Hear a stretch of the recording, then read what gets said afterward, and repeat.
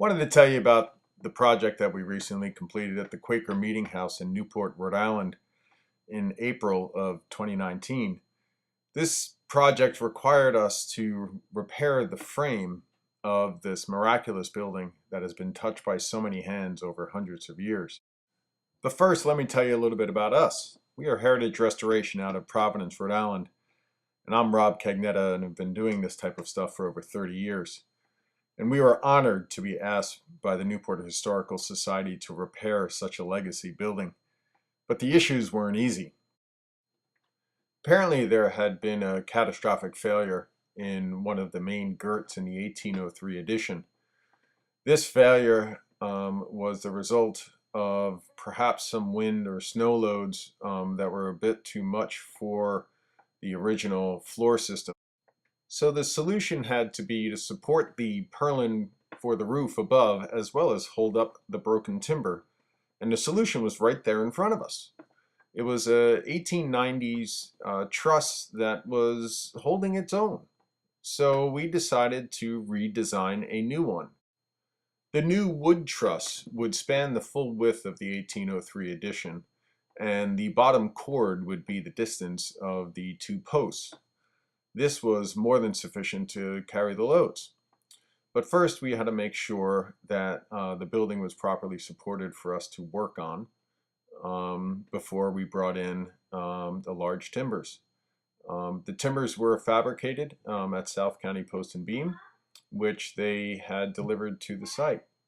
And they had made sure that each piece was fabricated and fitted prior to delivering it to site. They craned it in through the third floor, which we built a ramp to make sure that we did not create any damage to the original fabric. The beauty of this being done in a shop is it enabled us to be sure that the whole system would come together on site and we wouldn't have any issues of assembly. We were lucky enough that this is in the off season and the building is not occupied, so we were able to take the necessary precautions and time we needed to prepare the building. You can see us here considering all the factors of assembly and raising the completed frame. The frame in the end weighs about 3,000 pounds and made out of fir. We were fortunate enough to have a class from Roger Williams coming in that was helpful in raising the truss. There were a total of 10 of us, including Philip Marshall, who had lifted the truss with ease into place. And once we were able to have it secured, we positioned it so we made sure that it was centered on the two posts, and we made sure that we put the necessary blocking in to each rafter so we can have a proper weight distribution.